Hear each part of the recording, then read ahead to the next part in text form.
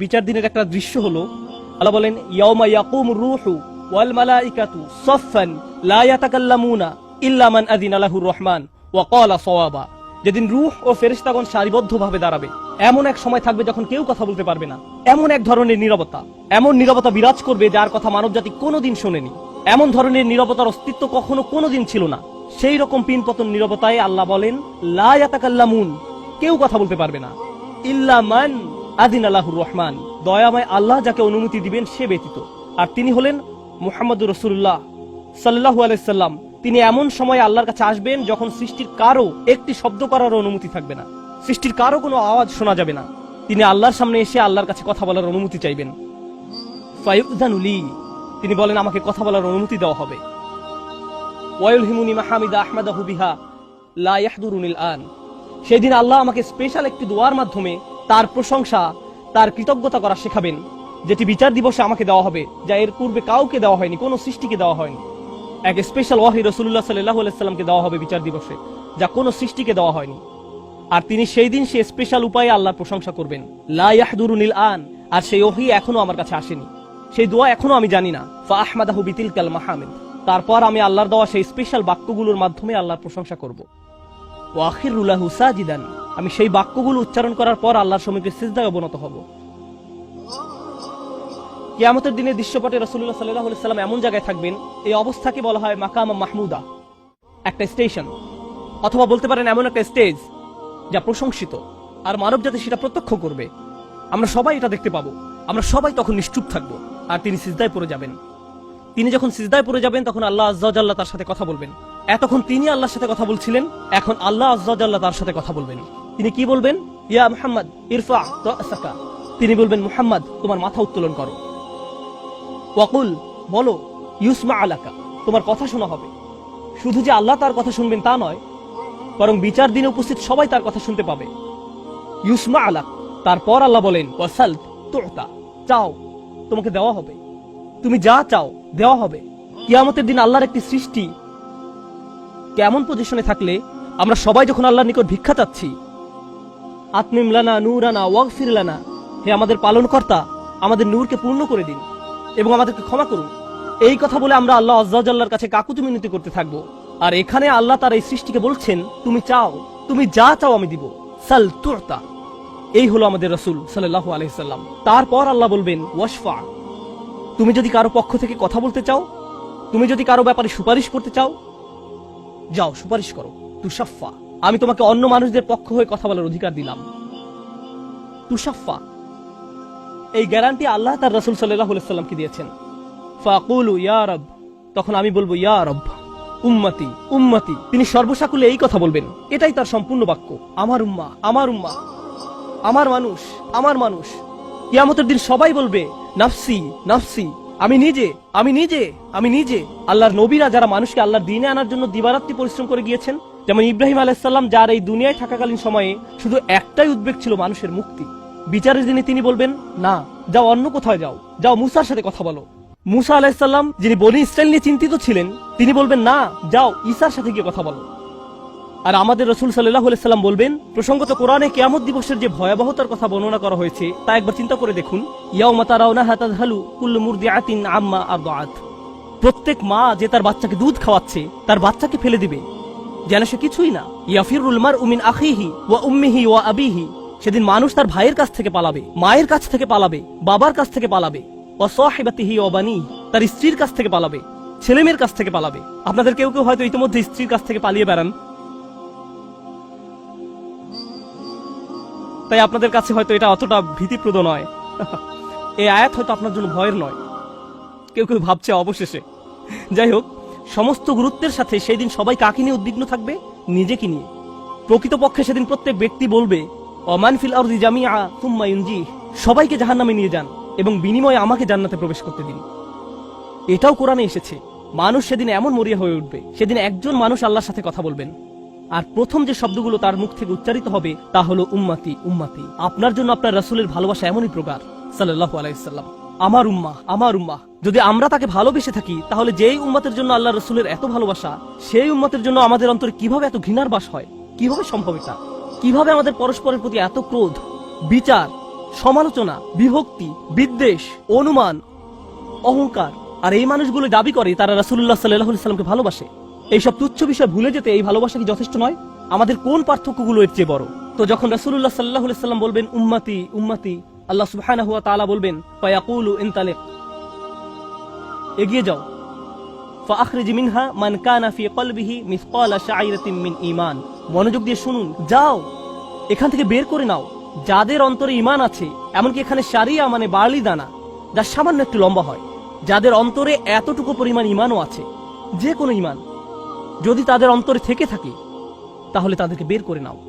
আপনি এগিয়ে যান এবং বের করে নিন। দৃশ্যপটটি কল্পনা করুন, রাসূলুল্লাহ সাল্লাল্লাহু আলাইহি ওয়াসাল্লাম মানুষকে রাখছেন, যাও যাও যাও, তিনি তাদেরকে সরিয়ে নিচ্ছেন। কিছু মানুষকে নিয়ে যাওয়ার পর ফেরেশতারা থামিয়ে দিলেন, কারণ কারো কারো ঈমান এর চেয়েও ছোট। সামান্য পরিমাণ ঈমান বলতে আসলে কি বোঝায়? কেউ একজন হারাম কোনো কাজে যুক্ত ছিল, সে ভয়ানক কিছু একটা করছিল, কাজটা করে ফেলার পর তার মনে অনুশোচনা জাগ্রত হলো, তার ভেতর থেকে কিছু একটা বলছে এটা খারাপ কাজ, আমার এটা করা উচিত নয়, আল্লাহ আমাকে এটা সম্পর্কে জিজ্ঞাসা করবেন। তারপর কোনো একভাবে তার এই চিন্তাটাকে সে দমিয়ে দিল, থাক এখন চিন্তা করার দরকার নেই। কিন্তু পরবর্তীতে সে আল্লাহর কাছে দোয়া করে বলল, ইয়া আল্লাহ, আমি জানি না কিভাবে এই কুঅভ্যাস থেকে বাঁচবো, আমাকে এর থেকে মুক্তি দিন। আমি চাই না এটা আমার জীবনে আর ঘটুক, কিন্তু তবু আমি এটাতে আটকা পড়ে আছি।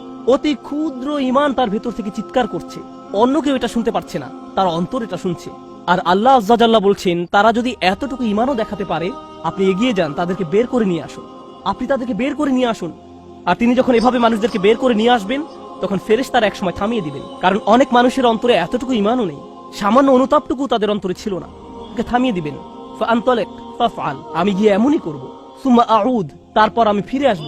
অর্থাৎ ফেরেশতারা থামিয়ে দিবে, আর অন্য মানুষেরা সেখানে কাঁদতে থাকবে, আমাদের কি হবে, আমাদের কি হবে। তারপর রাসূলুল্লাহ সাল্লাল্লাহু আলাইহি ওয়াসাল্লাম ফেরত আসবেন, ফাআহমাদাহু বিতিলকাল মাহামিদ, অতঃপর আমি পুনরায় সেসব প্রশংসা বাক্য দ্বারা আল্লাহর প্রশংসা করব। লক্ষ্য করুন, প্রথমবার তিনি প্রার্থনা করার জন্য অনুমতি চেয়েছিলেন, তাই না? দ্বিতীয়বারের বেলায় অনুমতির কোনো উল্লেখ নেই। লক্ষ্য করেছেন, তিনি আসলে সাথে সাথে আল্লাহর প্রশংসা করা শুরু করবেন। আল্লাহ কি তাকে এমনটি করতে বলেছেন? না, এটা হলো নিজ উম্মতের প্রতি তার অপরিসীম ভালোবাসার বহিঃপ্রকাশ। তিনি আবারও আল্লাহর প্রশংসা করা শুরু করবেন, এই আশায় যে আল্লাহ তাকে অটোমেটিক অনুমতি দিবেন। সুম্মা আখিরু লাহু সাজিদান, আর সিজদায় পড়ে যাব। ফায়াকুলু ইয়া মুহাম্মদ, আমাকে বলা হবে, হে মুহাম্মদ, ইরফা রাসাকা, তোমার মাথা উঠাও। কুল ইসমা আলাকা, বলো তোমার কথা শোনা হবে। ওয়াসাল তুতা, চাও তোমাকে আবার দেওয়া হবে। ওয়াশফা তুশাফা, সুপারিশ করো, সুপারিশ গ্রহণ করা হবে। তোমাকে সুযোগ দেওয়া হবে তাদেরকে বের করে নেয়ার, তোমাকে তাদের জন্য সুপারিশ করার সুযোগ দেওয়া হবে। ফাআকুলু ইয়া রব উম্মতি উম্মতি, আমি তখন বলবো, হে আমার রব, আমার উম্মত, আমার উম্মত। তিনি তো ইতোমধ্যে অল্প ঈমানের অধিকারীদেরকে বের করে নিয়েছেন। ফায়াকুলু ইনতালিক, এরপর আল্লাহ বলবেন, এগিয়ে যাও। ফাআখরিজ মিনহা মান কানা ফি কলবিহি মিসকালা যাররাতিন আও খারদালাতিন মিন ঈমান, তোমাকে সুযোগ দেওয়া হবে তাদেরকে বের করে নেয়ার, সুপারিশ গ্রহণ করা হবে। যাদের অন্তরে এক বিন্দু পরিমাণ ঈমান আছে, বালির দানা নয়, বালির দানা তো এতটুকু লম্বা, বরং বিন্দু পরিমাণ। খারদালা মানে সরিষার দানা, অতি ক্ষুদ্র বিন্দুর মতো। আর যখন আল্লাহ বলছেন এর ওজনের মতো, বর্তমানে আমাদের কাছে ডিজিটাল ওজন মাপার যন্ত্র আছে, আগের দিনে পাল্লা ছিল, তাই আপনি যখন এক মুষ্টি চাল এক পাল্লায় রাখতেন, সেটা হয়তো তেমন একটা ঝুঁকতো না। যদি একটু বেশি করে চাল রাখতেন, তখন একটু ঝুঁকতো। এখন ডিজিটাল ওজন মাপার যন্ত্র দিয়ে গ্রাম, কিলোগ্রাম মাপা হয়। এমনকি সামান্য কয়েক দানা রাখলেও যন্ত্রের স্ক্রিনে ভেসে উঠে 0.001 গ্রাম। এখন শুধু একটি চাল রেখে দেখুন, বা একটি সরিষার দানা রেখে দেখুন, স্ক্রিনে কিছু ভেসে উঠে কিনা? কিছুই হয় না, কিছুই হয় না। আর আল্লাহ বলছেন, আমি তোমার সুপারিশের কারণে, রাসূলুল্লাহ সাল্লাল্লাহু আলাইহি সাল্লামের দোয়ার কারণে এমন মানুষদেরকেও মুক্তি দিব যাদের ঈমান এমনকি এই দুনিয়ায়ও মাপা যায় না, এই দুনিয়ায়ও মাপা যায় না। প্রসঙ্গত, আপনি যদি একটি দানা খান, বুঝতে পারবেন যে কিছু খেয়েছেন, আপনি এমনকি বুঝতেও পারবেন না। এটা হলো এমন ধরনের ঈমান যার আছে, এটা সে নিজেও ভালোভাবে বুঝতে পারে না, এমনকি তারা নিজেরাও ঠিকমতো বুঝে উঠতে পারে না যে ঈমান আছে, আর অন্যরা কিভাবে বুঝবে? আর কেউ যদি একটি দানা আহার করে, এটা তাদের পুষ্টি সাধনে তেমন কোনো ভূমিকা রাখতে পারে না, এটা শরীরের জন্য যথেষ্ট পরিমাণের খাবার নয়।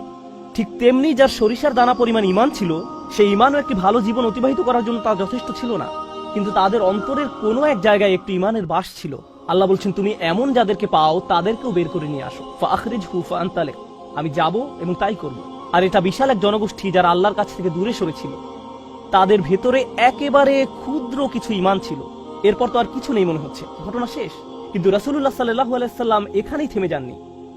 ফাআহমাদাহু বিতিলকাল মাহামিদ সুম্মা আখিরু লাহু সাজিদান, তিনি এখানেই থেমে যাননি, তিনি আবারও ফিরে যাবেন এবং আমি সেসব প্রশংসা বাক্য দিয়ে আল্লাহর প্রশংসা করব এবং আবারও সিজদায় পড়ে যাব।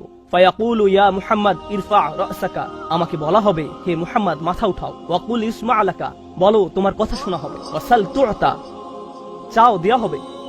আল্লাহ আযজা ওয়া জাল্লা সহজেই বলতে পারতেন তুমি তো ইতিমধ্যে চেয়েছো এবং তোমাকে দেয়া হয়েছে, কিন্তু তৃতীয়বারের মতো রাসূলুল্লাহ সাল্লাল্লাহু আলাইহি সাল্লামকে বলা হচ্ছে ওয়াশফা তুশাফা, এগিয়ে যাও, মানুষের জন্য সুপারিশ করো, গ্রহণ করা হবে, তোমাকে তাদের পক্ষে চাওয়ার সুযোগ দেওয়া হবে, আমি তোমাকে এটা দিচ্ছি।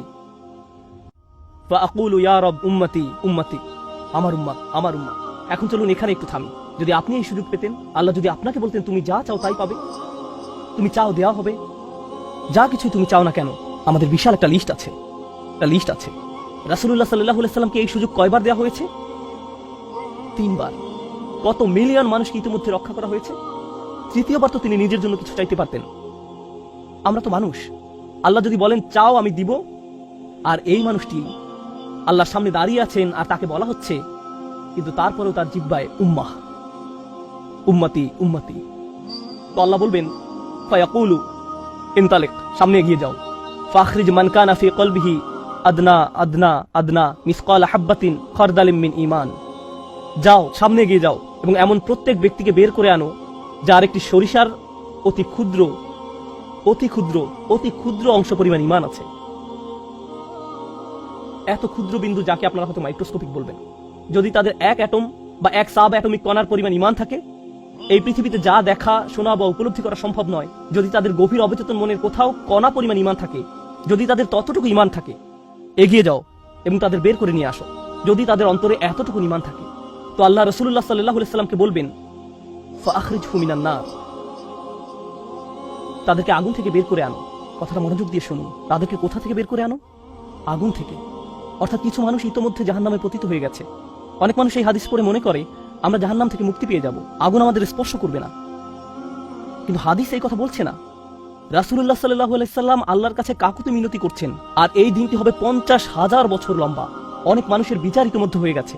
আর আমি আপনাদেরকে সেই আগুন সম্পর্কে শুরুতে বলেছিলাম, আপনি যদি এর বাতাসের স্পর্শ পান 1 সেকেন্ডেরও কম সময়ের জন্য, আপনার মনে হবে এর চেয়ে ভয়ঙ্কর আর কোনো শাস্তি হতে পারে না। আর আল্লাহ রাসূল সাল্লাল্লাহু আলাইহি সাল্লাম সেই মানুষগুলোর জন্য আশা ছেড়ে দেননি, তাদের জন্য হতাশ হয়ে পড়েননি। প্রসঙ্গত তারা মুসলিম, তারা কিন্তু মুসলিম, কারণ রাসূল সাল্লাল্লাহু আলাইহি সাল্লাম কি বলছেন, তার মুখ থেকে কোন কথাগুলো উচ্চারিত হয়েছে? উম্মতি উম্মতি। আগুনের মানুষগুলো মুসলমান, ওই মানুষগুলো অমুসলিম নয়, মুসলিম। তো রাসূল সাল্লাল্লাহু আলাইহি সাল্লাম বলেন ফাআনতালিকু ফাফআল, আমি যাব এবং সেটাই করব। প্রসঙ্গত রাসূলুল্লাহ সাল্লাল্লাহু আলাইহি সাল্লামের এই কথার সাথে হাদিসের সমাপ্তি হলো। আনাস ইবনে মালিক রাদিয়াল্লাহু তাআলা আনহু তার কাছে আসা লোকদেরকে এতটুকু বর্ণনা করলেন। ফাকুলতু লিবাদি আসহাবিনা, হযরত আনাসের কাছে হাদিস শিখতে আসা একজন বলল, আমি আমার কিছু সঙ্গীকে বললাম, লাউ মারারনা বিল হাসান ওয়া হুয়া মুতাওয়ারিন ফি মানজিলি আবি খলিফা, চলো আমরা হাসান বসরির কাছে যাই। আমরা হাদিসটি আনাসের কাছ থেকে শুনেছি, কিন্তু আমরা জানি এই হাদিসটি হাসানও জানেন, চলো আমরা তার কাছে যাই। প্রসঙ্গত আনাস রাদিয়াল্লাহু তাআলা আনহু তখন অনেক বয়স হয়ে গিয়েছিল। এই হাদিসে কতবার রাসূল সাল্লাল্লাহু আলাইহি সাল্লাম আল্লাহর কাছে গেলেন? 3 বার। রাসূলুল্লাহ সাল্লাল্লাহু আলাইহি সাল্লাম ইন্তেকাল করেছেন বহু বছর আগে। আমরা জেনেছি এই হাদিস হাসান বসরিও জানেন, তারা আগে কখনো এই ধরনের কথা শুনেনি। খুবই আশ্চর্যজনক কথা। এজন্য তারা ব্যাপারটা যাচাই করতে চাচ্ছিলেন যে দেখা যাক হাসান বসরিও একই হাদিস বর্ণনা করেন কিনা। তারা শুনেছে হাসান বসরি বাস করেন আবু খলিফার বাড়ির পেছনের একটি ঘরে, তাই তারা হাসান বসরিকে খুঁজতে লাগলো। তারা তাকে খুঁজে পেলেন। হাদাসানা আনাস ইবনে মালিক ফাআতাইনাহু ফাসাল্লামনা আলাইহি, তো আমরা তার কাছে এলাম এবং তাকে সালাম দিলাম। ফাআদিনা লানা, তিনি আমাদেরকে প্রবেশের অনুমতি দিলেন। ফাকুলনা লাহু ইয়া আবা সাঈদ, আমরা তাকে বললাম হে সাঈদের পিতা, জিনাকা মিন ইনদি আখিকা আনাস ইবনে মালিক, আমরা আপনারই ভাই আনাস ইবনে মালিকের নিকট হতে আপনার কাছে আসলাম। ফালাম নারা মিসলা মা হাদাসানা ফি শাফাআত, শাফাআত বিষয়ে তিনি যেমন বর্ণনা দিয়েছেন তেমনটা বর্ণনা করতে আমরা আর কাউকে দেখিনি। ফাকালা হি, তিনি বললেন হ্যাঁ তোমরা তো জানো। ফাহাদাসনাহু বিল হাদিস, আমার কাছে সেটি বর্ণনা করো, দেখি তোমরা আনাসের কাছ থেকে কি শুনেছো। তো তারা তার নিকট সম্পূর্ণ হাদিসটি বর্ণনা করে শোনালেন। ফাআনতাহা ইলা হাদাল মাওদি', আমরা এই পর্যন্ত অর্থাৎ 3 বার রাসূল সাল্লাল্লাহু আলাইহি সাল্লামের সুপারিশের কথা বলে শেষ করলাম। ফাকালা হি, তিনি বললেন আরো বর্ণনা করো। ফাকুলনা লাম ইয়াজিদ লানা আলা হাযা, আমরা বললাম তিনি তো এর অধিক আমাদের কাছে বর্ণনা করেননি, আমাদেরকে এতটুকুই বলেছেন। এখন হাসান কথা বলছেন, লাকাদ হাদাসানি ওয়া হুয়া জামিউ মুনযু 20 সানাতান, তিনি অর্থাৎ আনাস আমার কাছে এই হাদিস বর্ণনা করেছেন যখন তিনি তখন যুবক ছিলেন, 20 বছর আগে। কত বছর আগে? 20 বছর আগে। আমি নিশ্চিত না তিনি কি বাকিটুকু ভুলে গেলেন, নাকি তিনি তোমাদেরকে বাকিটুকু বলেননি, কারণ তাহলে তোমরা অলস হয়ে পড়বে। ফালা আদ্রি আনাসি আম কারিহা আন তাত্তাকিলু, তিনি এরপর বললেন, এই হাদিসের চতুর্থ একটি অংশ আছে, আর আমি নিশ্চিত নই তোমাদের বলা উচিত কিনা, কারণ তার এখন বয়স বেশি হয়েছে, তার স্মরণশক্তি ওইভাবে কাজ করছে না। কিন্তু আমার সন্দেহ তিনি তোমাদের বলেননি, কারণ তোমরা এতে অলস হয়ে পড়বে। তারা বলল, ইয়া আবা সাঈদ হাদ্দাসানা, কিন্তু আপনি কি আমাদেরকে এটা বলতে পারেন? আমরা আসলে জানতে চাই। ফাদহিকা, তিনি হাসতে শুরু করলেন। ফাকালা খুলিকাল ইনসানু আজুলা, তিনি কোরআনের একটি আয়াত উল্লেখ করে বললেন, মানুষকে সৃষ্টি করা হয়েছে তাড়াহুড়া প্রবণ করে। মা যাকারতুহু ইল্লা ওয়া আনা আদরি আন উহাদ্দিসুকুম হাদ্দাসানি কামা হাদ্দাসাকুম বিহি, আমি তো বর্ণনার উদ্দেশ্যেই তোমাদের কাছে বিষয়টি উল্লেখ করলাম। তিনি তাদেরকে উৎসুক করে তুলেছিলেন, আমি তোমাদেরকে বলবো তিনি তোমাদের নিকট যা বলেছেন তা সত্য। হাসান আরো বলেন, রাসূলুল্লাহ সাল্লাল্লাহু আলাইহি ওয়াসাল্লাম বলেন, এরপর আমি চতুর্থবারের মতো ফিরে আসবো। ফা আহমাদাহু বিতিলকাল মাহামিদ, এবং সেসব প্রশংসা বাক্য দিয়ে আল্লাহর প্রশংসা করব, যে বাক্যগুলো আল্লাহ আমাকে দিয়েছেন, যা অন্য কোন সৃষ্টিকে এর পূর্বে দেওয়া হয়নি, এবং সিজদায় পড়ে যাব। সুম্মা আখিরু লাহু সাজিদান, তখন বলা হবে, ফায়ুকালু ইয়া মুহাম্মদ ইরফা রাসাকা, হে মুহাম্মদ মাথা উঠাও। ওয়াকুল ইউসমা, বলো তোমার কথা শোনা হবে। ওয়াসাল তুআতা, চাও দেয়া হবে। ওয়াশফা তুশাফা, শাফায়াত করো গ্রহণ করা হবে। এই সময়ে এসে এতটুকুর চেয়ে ছোট ঈমানও আর অবশিষ্ট নেই। সকল সম্ভাব্য ঈমানওয়ালাদের মুক্তি হয়ে গেছে। আদনা আদনা আদনা মিসকাল হাব্বা, সবাই মুক্তি পেয়ে গেছে। ফাআকুলু ইয়া রব ইযান লি ফি মান ক্বালা লা ইলাহা ইল্লাল্লাহ। এখন রাসূলুল্লাহ সাল্লাল্লাহু আলাইহি ওয়াসাল্লাম বলেননি উম্মতি, এইবার তিনি উম্মতি বলেননি, তিনি বলছেন, হে আমার প্রতিপালক, আমাদেরকে তাদের সম্পর্কে শাফায়াত করার অনুমতি দান করুন যারা বলেছে লা ইলাহা ইল্লাল্লাহ। যে এমনকি এই কথা বলেছে, আচ্ছা ঠিক আছে, আমার মনে হয় একজন সৃষ্টিকর্তা আছেন। একটি কলেজ ক্যাম্পাসে হয়তো একদল ছাত্র মুসলিম ছাত্রদের সাথে আলোচনা করছে, তখন একজন বলল, আচ্ছা ঠিক আছে, দার্শনিক দৃষ্টিকোণ থেকে মেনে নিলাম একজন ঈশ্বর রয়েছেন, ঠিক আছে আমি মানলাম যে একজন ঈশ্বর আছেন। আমি বলছি না যে আমি মুসলিম, যদি উপাসনা করতেই হয় তাহলে শুধু এক ঈশ্বরের উপাসনা করতে হবে। তাদের অন্তরে কোনো অনুভূতি নেই, তারা কারো ইবাদত করছে না, তারা শুধু এই উপসংহারে পৌঁছেছে। প্রসঙ্গত এই ধরনের একটা সাদৃশ্য পাওয়া যায় সূরা হুজরাতের একটা আলোচনায়। আল্লাহ বলছেন, ফাকালাতিল আরাবু আমান্না কুল লাম তুমিনু ওয়ালাকিন কুলু আসলামনা, বেদুইনরা বলে আমরা ঈমান এনেছি। বলো তোমরা ঈমান আনোনি, বরং তোমরা বলো আমরা আনুগত্য স্বীকার করেছি। তোমরা শুধু ইসলামের প্রাথমিক ধারণা গ্রহণ করেছো। ধারণা থাকে এখানে, আর ঈমান কোথায় থাকে? যাদের অন্তরে কিছু ঈমান ছিল তাদের ইতোমধ্যে নেওয়া হয়ে গেছে। এখন যাদের মাথায় কিছু ধারণা ছিল যে একজন রব আছেন, তারা কোনোদিন ধর্ম প্র্যাকটিস করেনি, তারা ধর্মীয় কোনো কাজই করেনি, তারা শুধু এই ধারণা মেনে নিয়েছিল যে শুধু একজন প্রভুর উপাসনা করতে হবে। রাসূলুল্লাহ সাল্লাল্লাহু আলাইহি ওয়াসাল্লাম বলছেন, যে কেউ এই সিদ্ধান্তে আসবে যে কেউ বলবে লা ইলাহা ইল্লাল্লাহ, তার জন্য শাফায়াত করার অনুমতি দান করুন। আল্লাহ বলবেন, ফায়াকুলু ওয়া ইজ্জাতি ওয়া জালালি ওয়া কিবরিয়াই ওয়া আযীমাতি, আল্লাহ বলবেন, আমি আমার কর্তৃত্বের শপথ করছি, আমি আমার স্বীয় গৌরবের শপথ করছি, আমি আমার বরত্বের শপথ করছি, আমি আমার মহত্বের শপথ করছি, লা উখরিজান্না মিনহা মান ক্বালা লা ইলাহা ইল্লাল্লাহ, আমি স্বয়ং অবশ্যই তাদের সবাইকে জাহান্নাম থেকে বের করব যারা বলেছে লা ইলাহা ইল্লাল্লাহ, তোমার এই সুপারিশের কারণে। সাল্লাল্লাহু আলাইহি সাল্লাম।